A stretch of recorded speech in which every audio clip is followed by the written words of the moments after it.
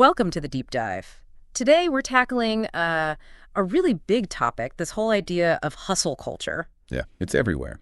And maybe more importantly, how we can actually, unplug from it. A lot of you have asked about this, about work-life balance, avoiding burnout. It's definitely a hot topic. So we've looked at some interesting stuff from Supreme Medic, an article, and also the transcript from episode 81 of their Lifelines podcast. Both really get into disconnecting from that constant grind. And they also do work on healthcare investments and infrastructure, which sounds a bit separate at first. It does, yeah. But let's see if there are maybe some connections there to our own well-being as we go. Exactly.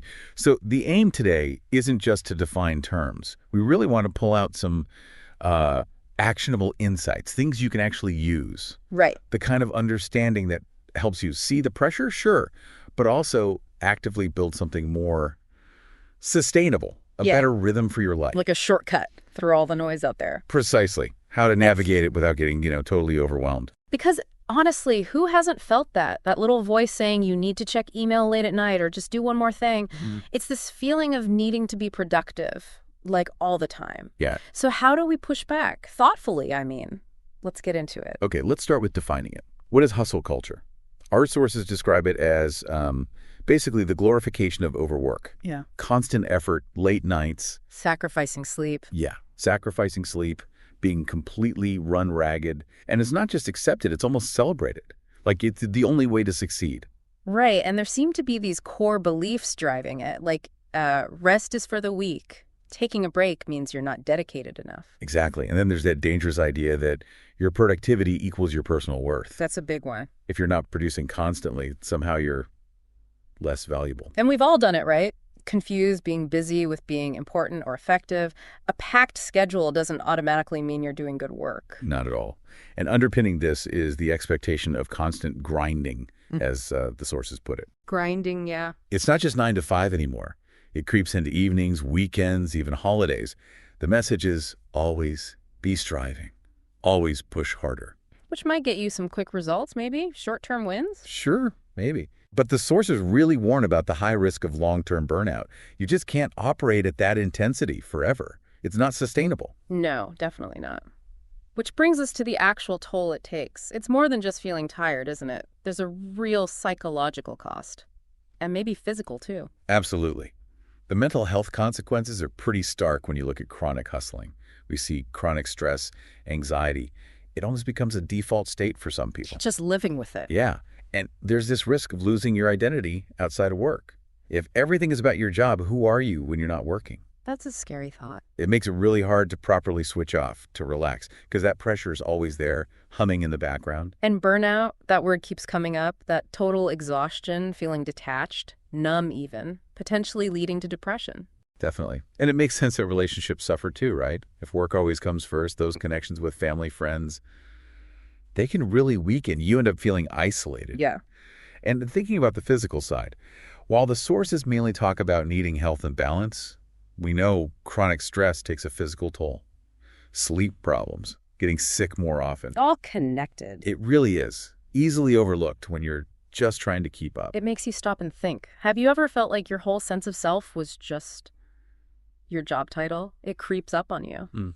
So, okay, what can we actually do about it? Dr. Surtaram Vishnoi offers some concrete advice, which feels really helpful right now. Yes, these are practical steps, tangible things. The first big one is to redefine success. Redefine success. Okay. Sounds simple, maybe, but it's huge. The sources say, ask yourself what success really means to you personally. Is it just fame and money? Or is it other things? Right, like freedom, your health, actually having time for people you care about. That really forces you to question things. Are you chasing your definition or just what everyone else seems to want? It's critical. It is. And once you're clearer on that, the next step is boundaries.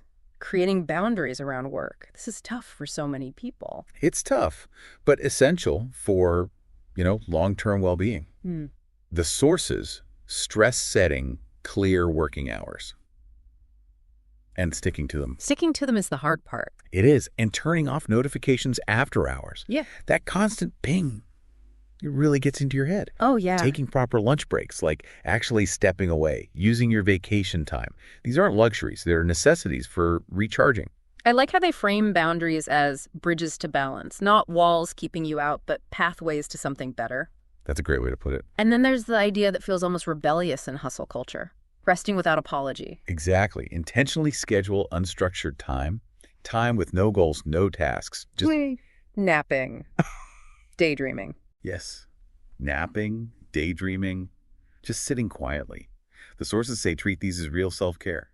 It's okay, even necessary, to do nothing productive. Which flows nicely into reconnecting with joy. Not more productive hobbies. No. This is about things you do just because you love them. Playing music, art, nature, seeing friends. For the sheer enjoyment, not for any outcome. Finding that intrinsic satisfaction again. Exactly. And alongside that comes self-compassion. That inner voice telling you you're not doing enough. Yeah, that voice can be loud. The advice is to challenge it. Release that harsh self-criticism. Try a gentler approach. Ask yourself, what if this felt a bit easier, a bit kinder? That's a powerful question. We also have to talk about tech, obviously. Yeah. It fuels this always-on thing. Yeah. So disconnecting from technology. Huge factor. Our devices keep us tethered, constantly available. So the suggestion is, Okay. what, tech-free zone? Yeah, tech-free zones at home, maybe the bedroom, and designated unplug hours. Intentionally step away from screens. It might feel weird at first, I bet. but it can really boost your mental peace. Makes sense. And finally, a really crucial skill, embracing the power of no. Yes. Saying no to things that drain you or things that just don't align with your priorities. It's not about being difficult. It's self-preservation. Absolutely. It's protecting your time, your energy. Saying no to some things means saying yes to your own well-being. And speaking of practical things, the sources mention a specific routine. The anti-hustle evening ritual sounds like a good, concrete takeaway. It really is. A simple framework. Step 1. Turn off all screens at least an hour before bed. Creates a buffer, lets your mind wind down. Exactly. No blue light, no stimulating content. Then take a moment. Reflect on 3 things you're grateful for. Shifts the focus to the positive. Right. Cultivates contentment. And then journaling. Write down thoughts, feelings, dreams, whatever. It's a way to process the day. So you're intentionally preparing for rest, making it a valuable part of the day. Just like you'd prepare for anything important. It values rest. And all of this really comes back to that core idea, doesn't it? Redefining success.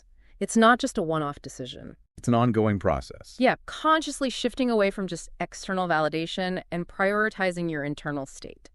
Your well-being, satisfaction, relationships. Which connects back, interestingly, to Supremedic's work on healthcare infrastructure. If they're focused on building the foundations for a healthy society. Then us focusing on our own health fits right in. Exactly. Maybe real success for individuals and society means seeing health, mental and physical, as the absolute foundation. Everything else is built on that. So as we wrap up here, the main message isn't stop being ambitious. It's not about being lazy. Not at all. It's about rethinking how we approach life and work, making it sustainable, recognizing we need boundaries, we need rest, we need to connect with what actually matters to us. Think of it like a marathon, not a sprint. Your health, mental, emotional, physical, that has to be priority number 1 if you want to finish the race. Couldn't agree more. Okay, here's a final thought for you to consider. We pour so much energy, so many resources into optimizing productivity, like we see with companies like Supremedic improving healthcare efficiency. So what if we intentionally invested some of that focus inward? What if investing strategically in our own rest, our recovery, our personal well-being? What if that actually leads to more innovation, more creativity, a better way to reach our goals, both personal and professional? Maybe prioritizing ourselves has returns we haven't even fully considered.